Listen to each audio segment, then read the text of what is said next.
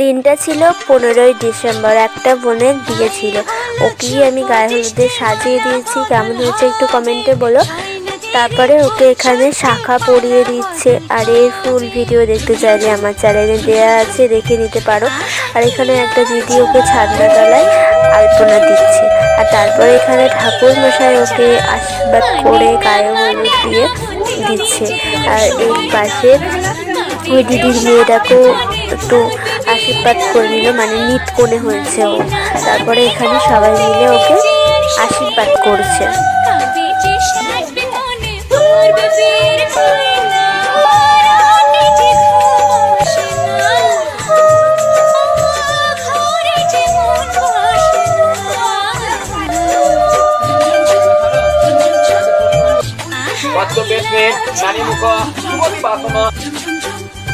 চোখে ফুল সজ্জা